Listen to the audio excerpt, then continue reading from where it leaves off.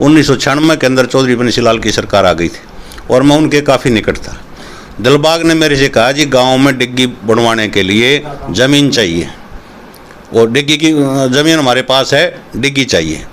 तो उस समय जगदीश सरपंच होते थे परली पंचायत में और यहाँ होते थे दिलबाग सिंह जी, साथ में भूपन एक सरपंच था, मामन पंडित जी परली पंचायत में जो शायद बहुत लंबे पंच रहे हैं पंचायत के अंदर, वो थे।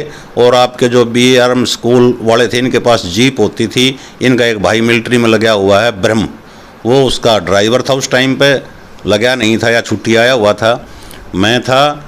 तो हम 7-8 आदमी यहाँ से झज्जर गए। चौधरी मनफूल सिंह होते थे पूर्व डिप्टी स्पीकर, जो चौधरी बंसीलाल के समधी थे। चौधरी बंसीलाल की लड़की चौधरी मनफूल सिंह का लड़का है, रखी है, और वो उसके चौधरी मनफूल सिंह के लड़के हाई कोर्ट के अंदर वकील है, शायद राजेंद्र सिंह नाम है। तो हम चौधरी मनफूल सिंह के पास गए, हमने वहाँ रिक्वेस्ट की कि जी डिग्गी बननी है मोखरे में सिर वाराणसी, क्योंकि बाली पहलवान उस टाइम सीटिंग MLA था और कोई भी मुख्यमंत्री किसी MLA को मना नहीं करता सार्वजनिक काम के लिए, जब चाहे विपक्ष का MLA जाए चाहे सत्ता पक्ष का जाए। तो हमें डर ये था कि चौधरी बंसीलाल बाली पहलवान के कहने पर मोखरा में इसको शिफ्ट ना कर दें। तो हमने वो रिक्वेस्ट की, उन्होंने चीफ को बोला और ये डिग्गी उनकी देन मानता हूँ मैं चौधरी बंसीलाल की कि उन्होंने मेरे गांव को डिग्गी की सौगात दी और भाई दिलबाग बागल सरपंच के समय में ये डिग्गी मेरे गांव में बनी। उनके बाद जैसे बागल जी के बारे में बताया आपने कि उस समय जो ये सौगात मिली है डिग्गी की, बहुत अच्छी पहल थी और गांव की सुविधा के लिए ये एक सफल प्रयास रहा आपका। उसके बाद जो आने वाले सरपंच थे उनकी पीढ़ी दर पीढ़ी आप बताइए। और पीढ़ी दर पीढ़ी नहीं, स्टेप टू स्टेप वर्ड प्रयोग करेंगे हम यहाँ पे। जैसे बागल जब सरपंच बन गया तो उसके बाद चुनाव आया, बागल के बाद तो हमारे ये तो परंपरा खत्म हो गई कि एक ही परिवार के लोग चुनाव लड़ेंगे, एक ही ठोड़े के, दो नहीं लड़ेंगे। बागल ने लड़ा तो उसके ठोड़े के ही लोग चुनाव मैदान में थे, हमारे परिवार का कोई आदमी चुनाव मैदान में नहीं था। उनमें से चाहे वो सर्वसम्मति करो, चाहे 2 लड़ो या 3 लड़ो। उसके बाद जो चुनाव हुआ उसमें 2 प्रत्याशी मैदान में आए। एक तो गुगनर के परिवार से आया जिसको मोला परिवार कहते हैं, दादा मोला, और एक जो रमेश था एक सरपंच है, अब तो एक्स ही कहेंगे, वो मैदान में थे। और उसमें रमेश कुमार जो थे ये इनकी माँ थी। तो नाम तो गाँव सरपंच जी का चुनाव तो गांव के अंदर जो है ना मैन पावर के हिसाब से चलता है, आदमी के नाम से औलाद के नाम से चलता है। अच्छा, इनसे रमेश सरपंच से पहले तो जैसे ये राजवीर इंदौरा बने थे शायद, उनसे पहले जो वेद सरपंच के साथ साथ। हाँ, बीच में एक बार हमारी पंचायत भी रिजर्व रही और उसमें 3 प्रत्याशी मैदान में थे। एक तो 2 तो आपके उससे थे, एक तो राजवीर था, एक दलवीर था और एक अपना मडुआ का लड़का था, उसका नाम मेरे को ध्यान नहीं आ रहा। पाला ना, पाला नहीं था, एक तो पाला था, एक राजपाल था, मडुआ लड़का। 4 प्रत्याशी मैदान में थे, 2 उधर से थे, 2 आपकी तरफ से थे। इसमें राजवीर ने चुनाव जीता और पढ़ा लिखा था, उस समय का ग्रेजुएट था और नंबरदारी भी इसके पास थी और साथ साथ सरपंच भी रहा। जैसा ये इसमें सामर्थ्य था, काम इसने भी ठीक ठाक करवाए, अच्छे करवाए। उसके बाद ये रमेश आया और उसी समय काल में जो दूसरी पंचायत है उसमें वेद जी आए थे। वेद जी ने भी अच्छा प्रशंसनीय काम किया। राजवीर के पैरेलल उधर जो पंचायत थी उसमें वेद सरपंच जी चुनाव जीते थे सरपंच का। और एक बहुत ही मेरे लिए गौरवशाली बात रही, सन 2000 के आसपास जो ओम प्रकाश चौटाला CM थे, वो इनके वेद जियों की रिश्तेदारी में भी लगते हैं। तो इन्होंने इतना विकास काम करवाए, विकास कार्य करवाए, पूरे ज़िले के अंदर मेरे गांव की पंचायत जो फर्स्ट आई थी, परली पंचायत जो जिसके सरपंच जो मुखिया जो थे वो वेद सिंह थे। और जो पंचायत फर्स्ट आई तो इनके पास ऊपर से सूचना आई कि रेडियो स्टेशन रोहतक के ऊपर आप आओ और एक अपने गांव के व्यक्ति को साथ लेकर के आओ और आपका प्रोग्राम हम रिकॉर्ड करके दिल्ली से टेलीकास्ट करेंगे। तो उसमें वेद सरपंच जी मेरे को साथ लेके गए थे all India radio Rohtak studio के अंदर। तो वहाँ वेद सरपंच का भी प्रोग्राम रिकॉर्ड हुआ था और मेरा भी रिकॉर्ड हुआ था और दोनों का प्रोग्राम वो सर्दियों का समय था। मुझे अच्छे से याद है, जो टाइम उन्होंने बताया था कि 9:30 बजे रेडियो से प्रसारित होगा, तो 9:30 बजे का हम इंतज़ार कर रहे थे, रेडियो से चिपके बैठे थे। और बड़ा ही विकास कार्यों के अंदर वेद ने बहुत अच्छा नाम कमाया। जो सीमेंटेड रोड, ये मेन जो हमारी सड़क मदीना से स्कूल तक जाती है, बॉयज़ स्कूल तक, ये उस समय सीमेंटेड रोड बना था। और वेद ने ठेकेदार को एक बात कही थी कि मुझे माल के अंदर क्वालिटी चाहिए, मुझे कमीशन का लालच नहीं है, बल्कि एक आदमी अपनी जेब से 1000-1500 रुपये उसको दे करके महीने के, उस लड़के का नाम भी शायद रमेश था, जिसने गांव में जुड़ला कहा करते, उसकी ड्यूटी इसने लगाई। वो सिर्फ एक ही काम देखता था कि जो सीमेंट का मिक्सर वो कराते थे, कितनी रोड़ी पड़ेगी, कितना क्रेशर पड़ेगा, कितनी सीमेंट पड़ेगी, वो सिर्फ उसकी निगरानी रखता था।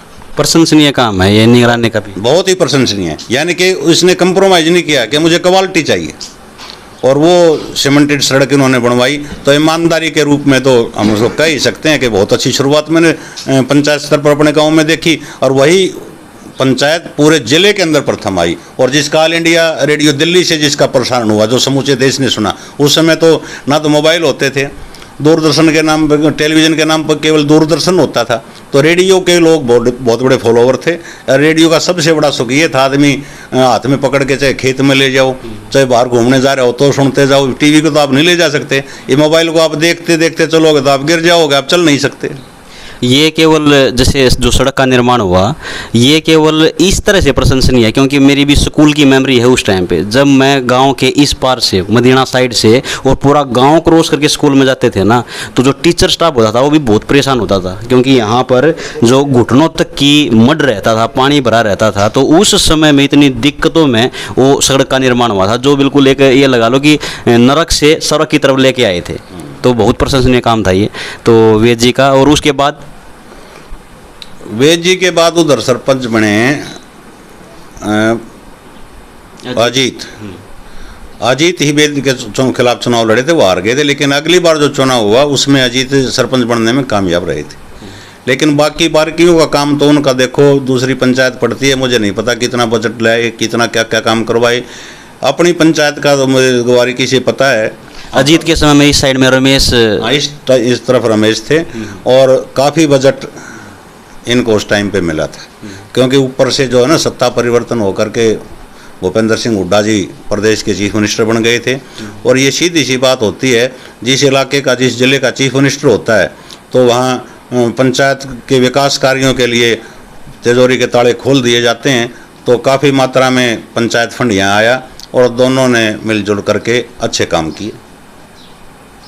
उस समय भी कुछ ऐसा मेमोरियल कुछ वो काम था जो बड़ा बजट, जैसे डिग्गी का निर्माण हुआ, सड़क का, या किसी और कोई ऐसा काम बना जो याद करने लायक हो?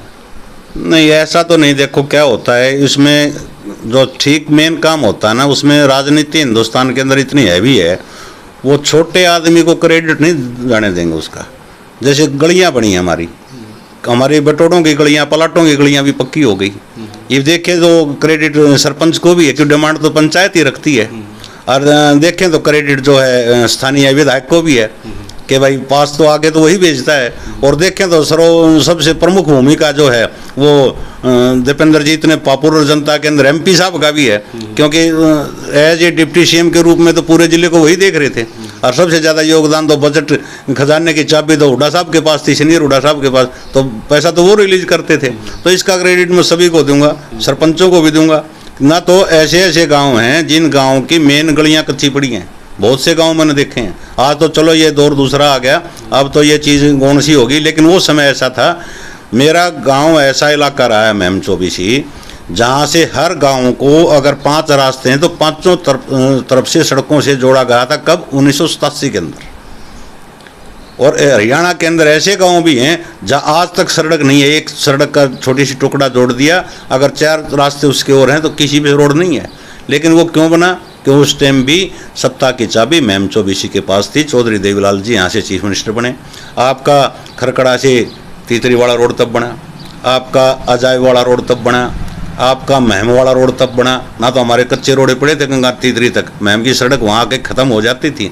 और बाई इलेक्शन हुआ था 1985 के अंदर, तो भी राज सिंह दलाल कांग्रेस के प्रत्याशी थे, और चौधरी बंसीलाल जो है ना वो चीफ मिनिस्टर बना दिए थे। वो प्रत्याशी आए थे, वो कह रहे थे मैं बनवा दूंगा चुनाव जीतने के बाद, लेकिन वो चुनाव हार गए। चौधरी देवीलाल जीत गए, विपक्ष में थे। सत्ता में आए तो महम वाला टुकड़ा भी बना, जायब वाला भी बना, नंदाने वाला सीम पे जाके रुक गया था, क्योंकि चकबंदी नंदाना गांव की नहीं हुई थी। अब शायद वो रोड पार निकल गया है, चकबंदी भी नंदाना गांव की हो गई है। खरकड़ा वाला रोड भी तब बना। तो 1987, 13 साल वो 23 साल, ये 36 साल पहले महम चौबीसी का हर गाँव एक दूसरे गाँव से कनेक्टेड हो चुका था। ये बहुत बड़ी अचीवमेंट उस समय की थी।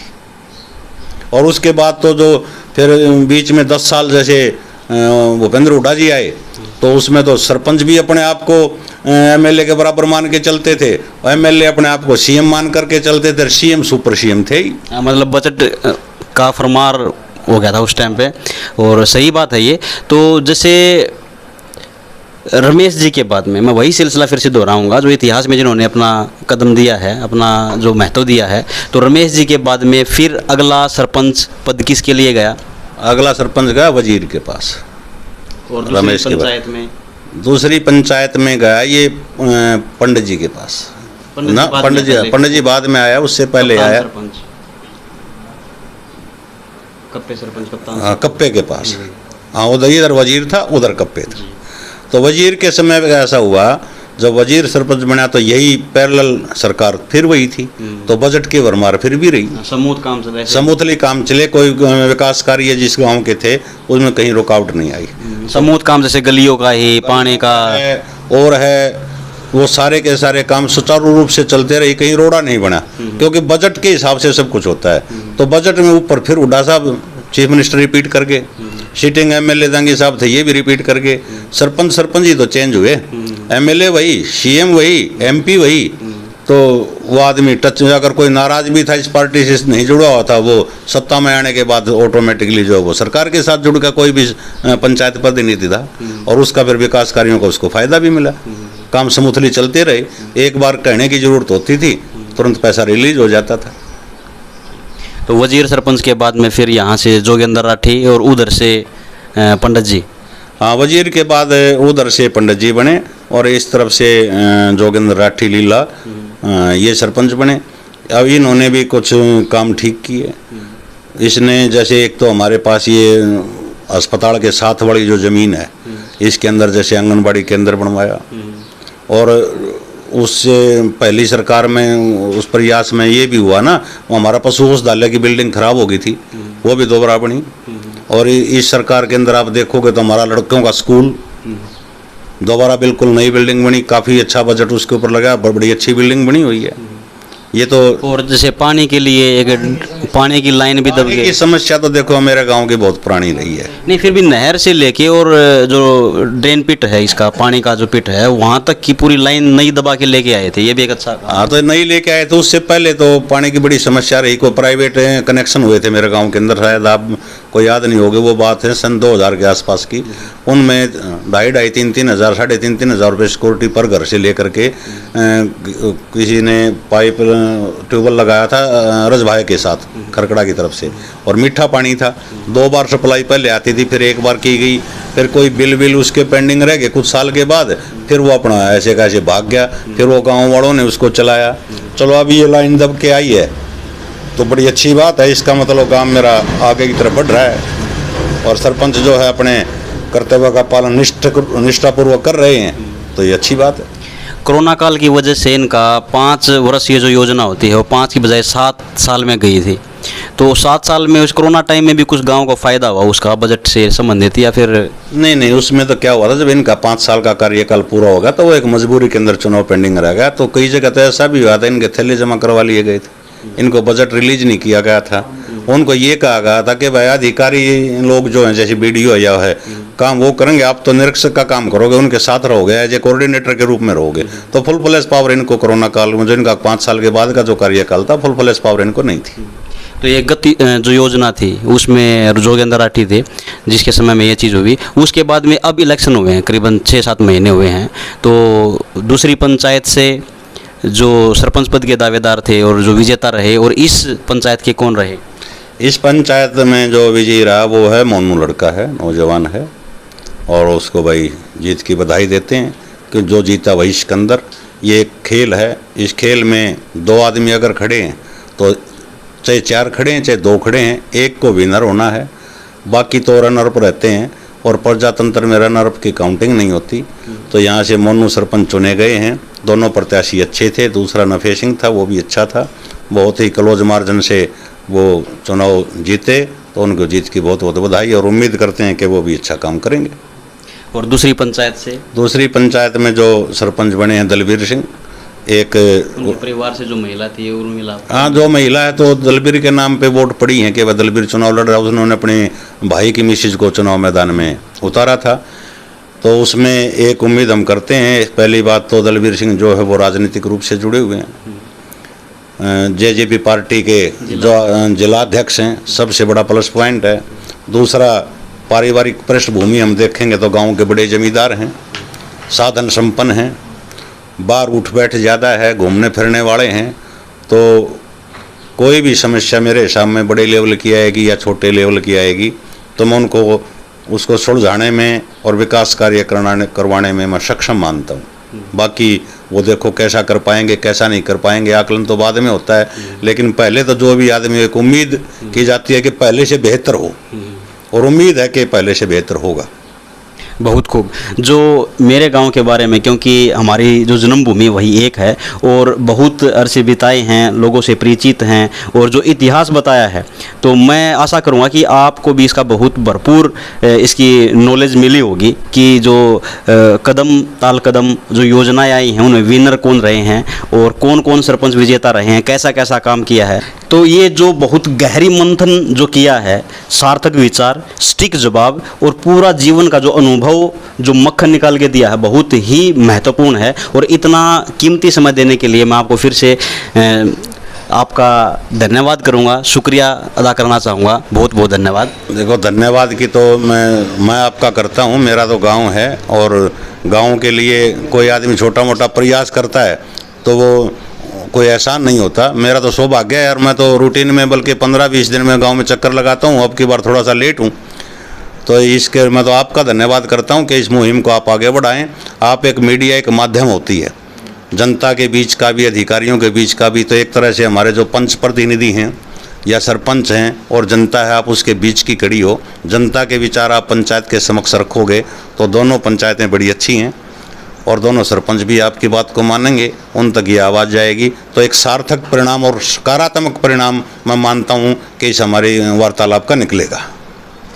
बहुत बहुत धन्यवाद। इसी विचार को हम सार्थक रखने के लिए प्रयासरत रहेंगे और मैं उम्मीद करूंगा मेरे गांव के नागरिक या फिर अगल बगल के जो पड़ोसी गांव हैं उनसे भी अगर कोई इस मुहिम से जुड़ना चाहे या शुरुआत करना चाहे तो हमसे ज़रूर कांटेक्ट करें और अपने इस धरातल से जुड़ी हुई इस चैनल को सब्सक्राइब करें, वीडियो को लाइक करें, अपने दोस्तों में, मित्रों में, साथियों में, प्रियजनों में इस वीडियो को शेयर कीजिएगा और बेल आइकन को जरूर दबाइए ताकि ऐसा नोटिफिकेशन आपको जरूर मिल सके, जल्द मिल सके। तो मिलते हैं किसी ऐसे ही धरातल से जुड़ी हुई चीज़ और मुद्दे के साथ किसी नेक्स्ट वीडियो में। तब तक के लिए नमस्कार, जय हिंद।